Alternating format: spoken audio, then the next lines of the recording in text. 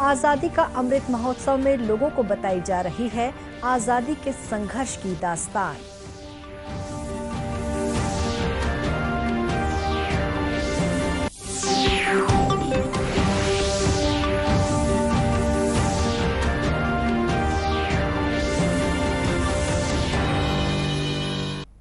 नमस्कार, आप देख रहे हैं दूरदर्शन समाचार। मैं हूं शुभ्रा भट्टाचार्य। अब समाचार विस्तार से। राज्यपाल अनुसुईया उइके ने कहा कि सकारात्मक सोच से मन को ऊर्जा मिलती है और असाध्य बीमारियों का इलाज भी हो जाता है। कोरोना काल में संक्रमण से ग्रसित मरीजों से बातचीत कर उन्हें मानसिक संबल प्रदान किया, जिससे उन्हें अस्पताल जाने की आवश्यकता कम पड़ी और वे आइसोलेशन में ही स्वस्थ हो गए। राज्यपाल ने छत्तीसगढ़ मेंटल हेल्थ काउंसिल के उद्घाटन समारोह के दौरान ये बातें कहीं। उन्होंने मेंटल हेल्थ काउंसिल के छत्तीसगढ़ चैप्टर का वर्चुअल शुभारंभ किया। Women Indian chamber of commerce and industries ने इस वेबिनार का आयोजन किया। राज्यपाल ने कहा कि आज की परिस्थितियों में मानसिक स्वास्थ्य विषय बहुत महत्वपूर्ण है। इसके लिए वे सभी विश्वविद्यालयों, महाविद्यालयों में पाठ्यक्रम प्रारंभ करने के लिए कुलपतियों को एक पत्र भी लिखेंगे। कोरोना काल में लॉकडाउन के कारण बच्चे स्कूल नहीं जा पा रहे हैं और वर्क फ्रॉम होम जैसी व्यवस्थाओं के कारण आमजनों को घर से कार्य करने पड़ रहे हैं। इन सब परिस्थितियों के कारण मानसिक तनाव की स्थिति से गुजरना पड़ रहा है। ये परिस्थिति महिलाओं, पुरुषों, बच्चों एवं बुजुर्गों में भी दिखाई दे रही है।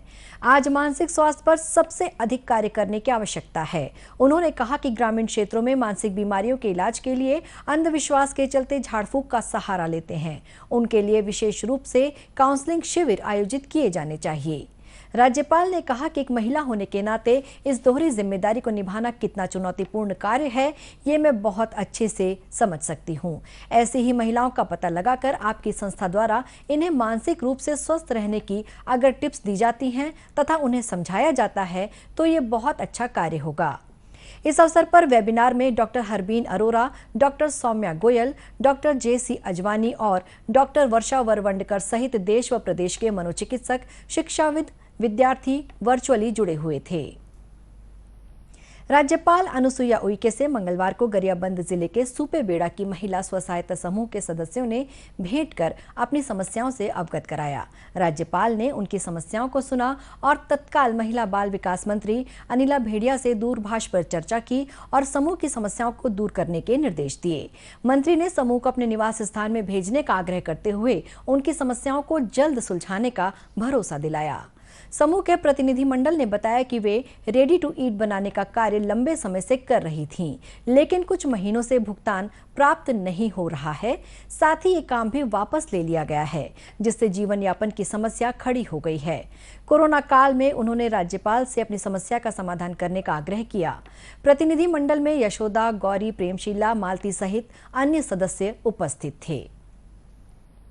देश में अब तक 59 करोड़ 47 लाख कोविड के टीके लगाए जा चुके हैं। कोरोना से बचाव के लिए टीकाकरण की दिशा में इसे एक बड़ी उपलब्धि माना जा रहा है। केंद्रीय स्वास्थ्य मंत्रालय ने बताया है कि कुल टीकाकरण में 46 करोड़ लोगों को पहली डोज और 13 करोड़ 45 लाख को दोनों डोज दी जा चुकी है। कल 54 लाख से भी अधिक वैक्सीन डोज दी गई।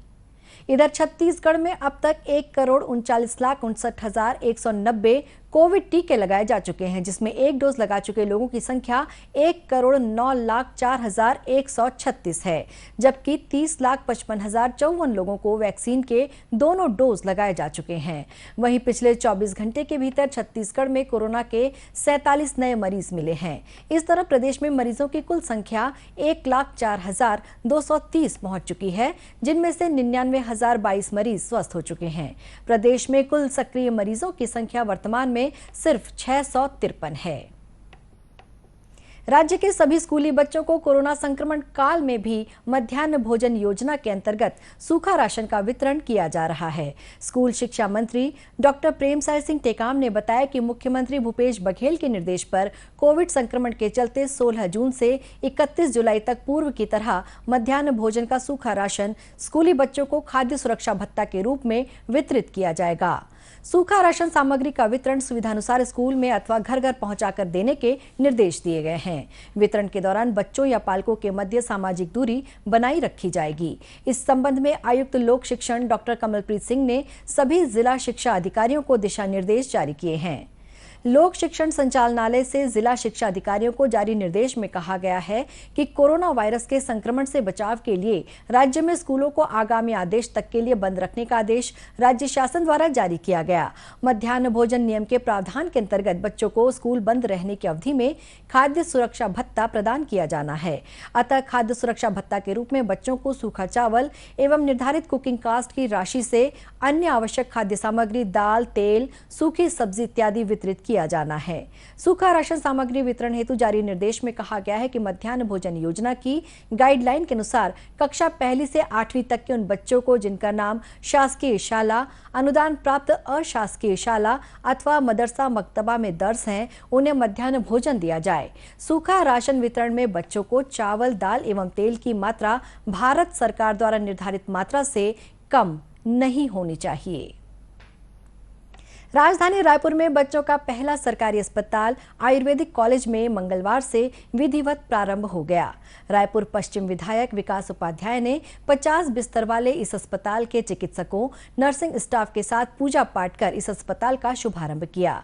विधायक विकास उपाध्याय ने बताया कि रायपुर पश्चिम के आयुर्वेदिक कॉलेज स्थित शहरी सामुदायिक स्वास्थ्य केंद्र में बच्चों और नवजात शिशुओं के इलाज के लिए 50 बिस्तरों की सुविधा उपलब्ध कराई गई है, जिसमें विशेषज्ञ डॉक्टरों की टीम के साथ सुविधा युक्त आधुनिक वार्ड एवं NICU की चिकित्सीय सुविधा के साथ शुभारंभ किया गया।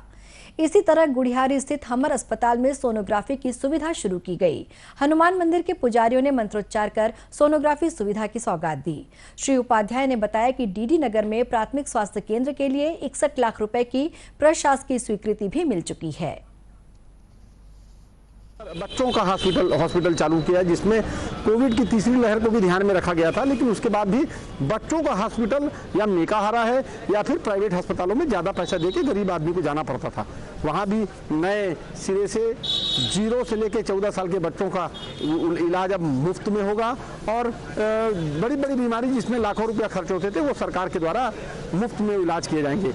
हमारा अस्पताल गुड़ियारी में सोनोग्राफी मशीन की अधिक जरूरत महसूस हो रही थी, इसलिए एक अत्याधुनिक मशीन का शुभारंभ आज किया गया।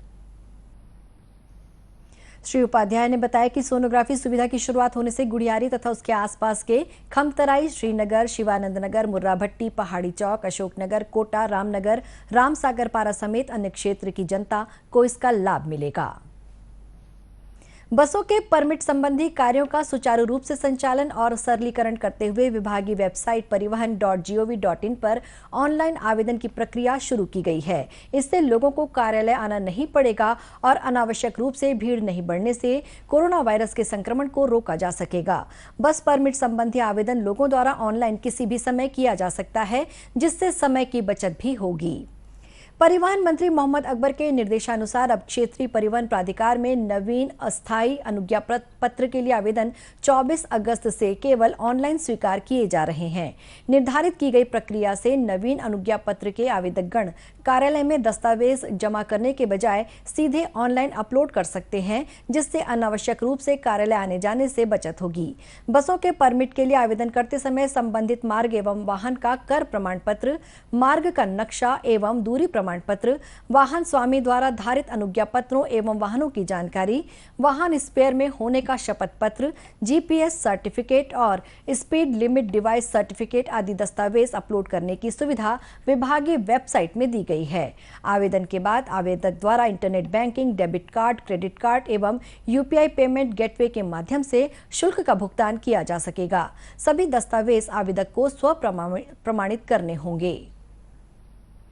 आजादी की 75वें सालगिरह को इस वर्ष आजादी का अमृत महोत्सव के रूप में मनाया जा रहा है, जिसकी शुरुआत प्रधानमंत्री नरेंद्र मोदी ने मार्च 2021 में गुजरात के साबरमती आश्रम से की थी।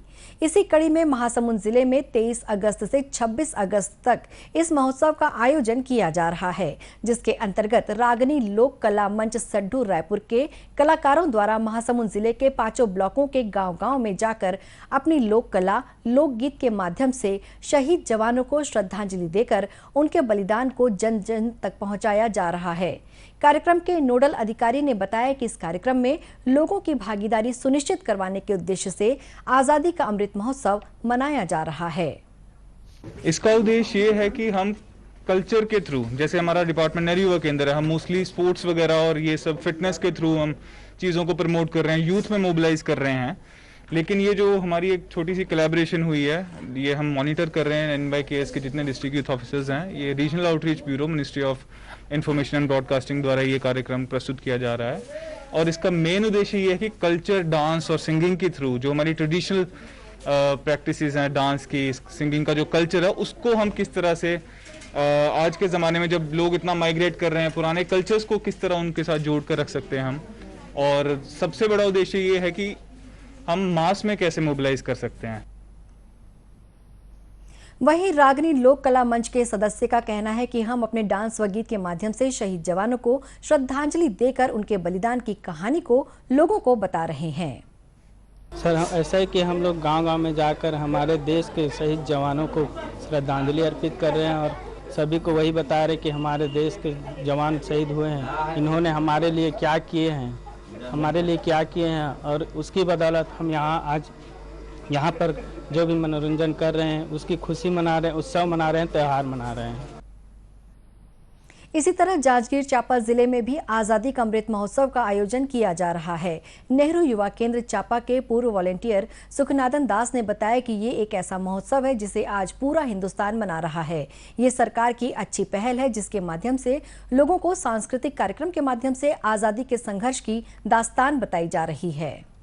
जैसे कि आप सभी देख पा रहे हैं कि आज हम लोग आज़ादी का महोत्सव मना रहे हैं। यह आज़ादी का महत्व आज के युवाओं को और बच्चों को पता नहीं है कि आज़ादी कितनी भीषण लड़ाई के बाद मिली है, कितने संघर्षों के बाद मिली है।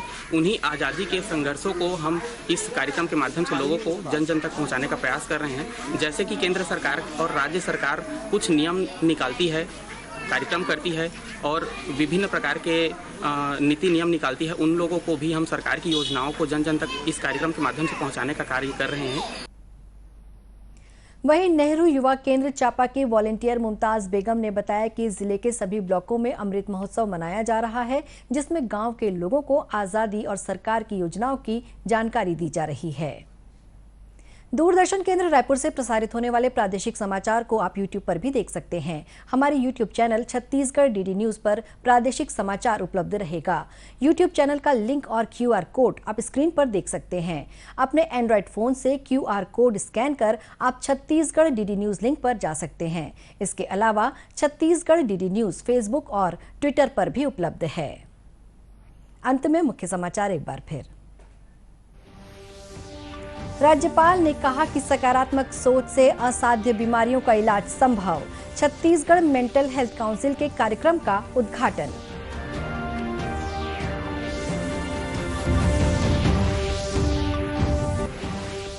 कोरोना से बचाव के लिए देश में अब तक लगाए जा चुके हैं 59,47,00,000 कोविड टीके।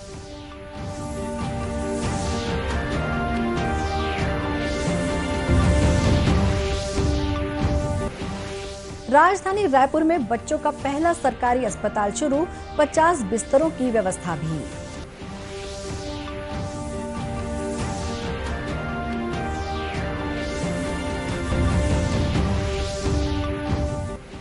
और आजादी का अमृत महोत्सव में लोगों को बताई जा रही है आजादी के संघर्ष की दास्तान। इसी के साथ ये समाचार बुलेटिन समाप्त हुआ। नमस्कार।